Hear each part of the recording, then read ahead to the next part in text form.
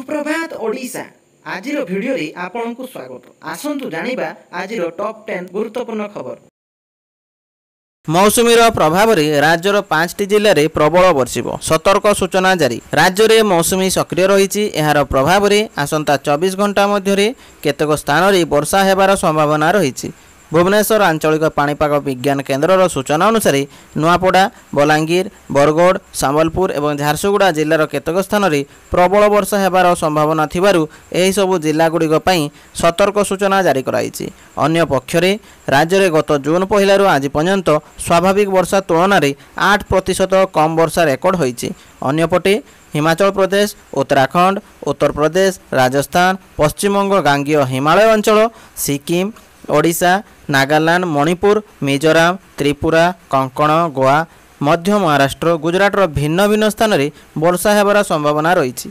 यह व्यतीत 15 अगस्त पर्यंत उत्तराखंड और राजस्थान में प्रबल वर्षा हेबा नहीं मध्य आकलन होइछि। सौराष्ट्र और कच्छ अंचल में प्रबल वर्षा नहीं पाणीपाग विभाग अलर्ट जारी करिछि। आलू ट्रक जगिबाको सीसीटीवी लगाइले पश्चिमबंग सरकार।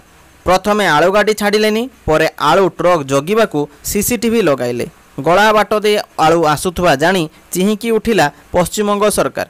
ओडिशा सीमा नेलदा गाँवर रास्ता पार्श्वे पश्चिमबंग पुलिस सीसीटीवी लगाई आलू गाड़ी रखा योजना चलाई।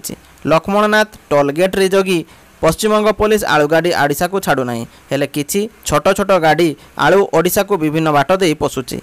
तेणु यही सबू गला बाटरे एवं सीसीटीवी जरिया नजर रखा एमिति व्यवस्था करिछि पश्चिमबंग पुलिस। अपरपक्षे राज्य में आलू दर किछिटा कमिछि। आज राज्यर विभिन्न अंचल में आलू किलो पिछा 36 ରୁ 40 टंका मध्य रही। ओडिशा रे रहुतुबा बांग्लादेशी को चिन्हट करा प्रमाणपत्र नथिले फेरिबे स्वदेश। आईन मंत्री बांग्लादेश रे हिंसा हेबा परी सेठारे अशांतिर वातावरण खेली जाइछि। तेणु शह शह बांग्लादेशी जलपथरे ओडिशा को प्रवेश करने को प्रस्तुत होउचंती। जलपथरे सेमाने एकाधिक बोट भड़ा करुथुवा सूचना मिलवा परी मेराइन थाना पेट्रोलिंग को शनिवार जोरदार करिछि। आहुरी मध्य स्थलपथरे बांग्लादेशी सीमारे हजार हजार हिंदू भारत को प्रवेश करने पई भिड़ जमाइछन्ति। एहारी मध्यरे राज्य आईन मंत्री पृथ्वीराज हरिचंदन बयान देइछन्ति। से कहिछन्ति जे राज्य रे रहुतुवा बांग्लादेशी को चिन्हट कराजिबो। जदि केही बिना डॉक्यूमेंट रे रहुथांती तेबे कार्यानुष्ठान ग्रहण कराजिबो बोली से कहिछन्ति। सेहीपरि ओडिशा रे विभिन्न काम करुतुवा श्रमिक और बुला बिकाली को खूब शीघ्र चिन्हट कराजिबो। जेउ मानक पाखरे परिचय पत्र नथिबो सेमानकु स्वदेश फेराई दियाजिबो। जो मैंने पूर्वर शरणार्थी हो आसचंती सीए आईन प्रावधान अनुजाई सेमानकु सुरक्षा और सुविधा जगाई दियाजिबो। तेबे एही बांग्लादेशी को किभଳି चिन्हट कराजिबो ताहाकु नै बड़ प्रश्न उठिछि। कारण राज्य सरकारक निकटरी एतिकी तथ्य अच्छी ताठारु 10 गुणा बांग्लादेशी राज्य में अनुप्रवेश करी अछंती। किए फेरीवाला होई सहर रे बुलुथुवा बेले आउ किए बस्ती अंचल रे शरण नैचंती।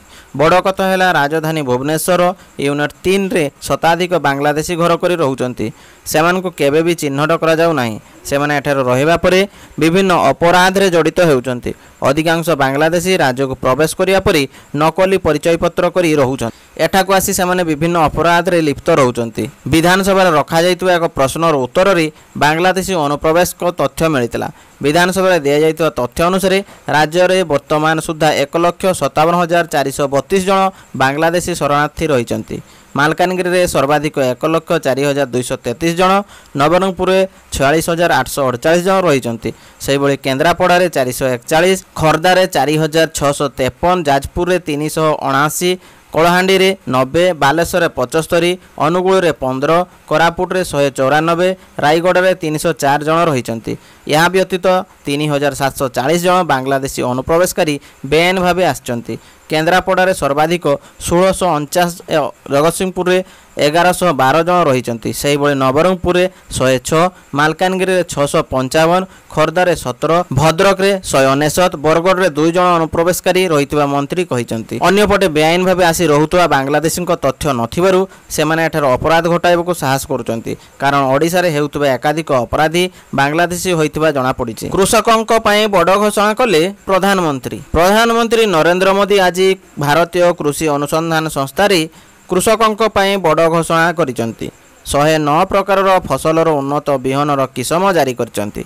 एही बिहन जलवायु अनुकूल एवं जैव सशक्त प्रधानमंत्री एने कृषक एवं वैज्ञानिकों सह आलोचना करिसेंती। एही किसमर बिहन कृषकों को कम परिश्रम रे अधिक उत्पादन देवा सहित पर्यावरण उपरे मध्य सकारात्मक प्रभाव पकाइब बोली सूचना मिली। फसलर एही उन्नत किसम बिहनर महत्व को ने प्रधानमंत्री जोर देइचंती। कृषक माने एही बिहन सेमानक पई खर्च कम करने सहित पर्यावरण को भल बोली कहिसंती। प्रधानमंत्री बाजरार उदाहरण देई कहिसंती जे लोके एबे पुष्टिकर खाद्य आड़कू ढलुचंती। प्राकृतिक पद्धति रे चाष एवं जैविक पद्धति रे चाष को नहीं प्रधानमंत्री कहिसंती जे जैविक चाष रे उत्पादन हेउथबा खाद्य पदार्थ को लोके अधिक पसंद करुचंती, तेणु एहार चाहिदा वृद्धि पाइबारे लागिछि। चीन पाकिस्तान नुहे बांग्लादेश रे विद्रोह पछरे एही देशर हाथ अछि। शेख हसीना बड़ सूचना। बांग्लादेशर पूर्वतन प्रधानमंत्री शेख हसीना तांको सरकार को हटाइबारे अमेरिका सरकार संपृक्ति संपर्क में एक बड़ सूचना देइचंती। एक सप्ताह पूर्व देशर क्षमता हराई ढाकारु भारत में पहुंची हसीना एक साक्षात्कार में यह कहिचंती। ढाकारु दिल्ली में पहुंचबार परिस्थिति विषय से कहिचंती जे हिंसा बंद करने को मो पदरु इस्तीफा देइथिली। सेमानक उद्देश्य थिला छात्र मानक मृतदेह उपरे ठिया होई क्षमता दखल करिबा, किंतु मु इस्तीफा देई एहाको बंद करिथिली। अगस्त 2 रे शेख हसीना इस्तीफा परे बांग्लादेश रे राजनीतिक अस्थिरता देखा देइतिला। देश में एक मध्यवर्तीकालीन सरकार गठन करा जायछि, तथापि संख्यालघु मानक प्रति हिंसा बंद हेउना। छात्र मानक प्रदर्शन परी सुप्रीमकोर्टर विचारपति माने मध्य सेमानक पदरु इस्तीफा देइचंती। मध्यवर्तीकालीन सरकार मंग एवं मोहम्मद यूनुस हाथ में क्षमता हस्तांतर एवं यथाशीघ्र निर्वाचन आयोजन करिवार दायित्व यूनुस कांधरे रही। देशर प्रथम बृहत सौर कारखाना स्थापन करिब रिलायंस इंडस्ट्री चलित आर्थिक वर्ष 2024-25 रे एहार प्रथम सौर गीगा कारखाना आरंभ करने को योजना करुछि। भारतर सबुठारु धनी व्यक्ति मुकेश अंबानी कंपानी 2035 सुधा कार्य नीट शून्य कार्बन निर्गमन हासिल करने दिगरे अग्रसर हेउछि। रिलायंस एयर वार्षिक रिपोर्ट रे कहिछि जे 2024-25 आर्थिक वर्ष शेष सुधा सौर फोटोवोल्टाइक पीवी उत्पादन कारखानार प्रथम पर्याय कार्यक्षम करिबा एवं 2026 सुधा पर्यायक्रमे एहाकू 20 गीगावाट को वृद्धि करिया को लक्ष्य रखा जायछि। उद्यापनी समारोह रे मनु भाकरंक सह पीआर श्रीजेश हेबे भारतर ध्वजाधारी। प्यारिस ओलंपिक 2024 जुलाई 26 रे सेन नदी रे रंगारंग कार्यक्रम सह आरंभ होइतिला। अगस्त 11 रे एहार उद्यापनी समारोह आयोजन कराजिबो। भारतीय ओलंपिक संघ पक्षर दिया जाइतिवा सूचना अनुसार उद्यापनी समारोह रे भारत पई मनु भाकर एवं पीवीपीआर श्रीजेश ध्वजाधारी भूमिका निर्वाह करिवे। ओपनिंग सेरेमनी रे भारत पई पीवी सिंधु महिला ध्वजाधारी एवं शरत कमल पुरुष ध्वजाधारी दायित्व तुलाइथिले।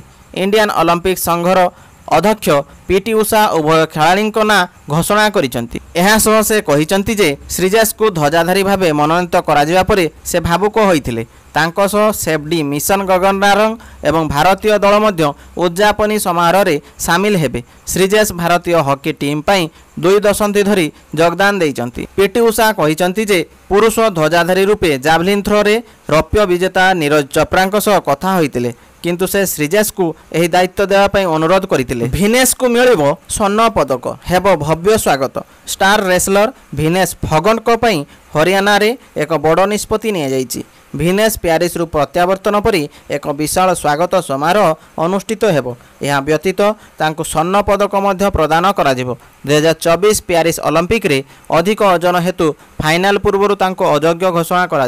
भिनेश को विषय शार्प खाम को तरफरु भिनेश को शार्प खाप को तरफरु भिनेश को स्वर्ण पदक प्रदान कराजिबो।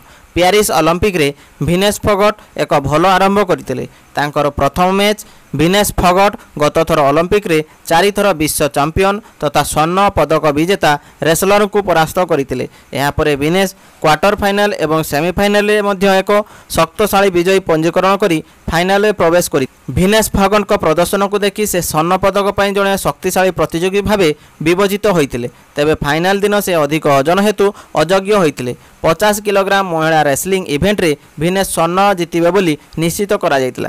तेबे 100 ग्राम अधिक ओजन हेतु तांको अयोग्य करा जायतिला। तेबे 100 ग्राम अधिक ओजन हेतु तांको अयोग्य करा जायतिला। अयोग्यता निष्पत्ति को विरोध करी भिनेश फोगट एक रौप्य पदक दाबी करिसेंती।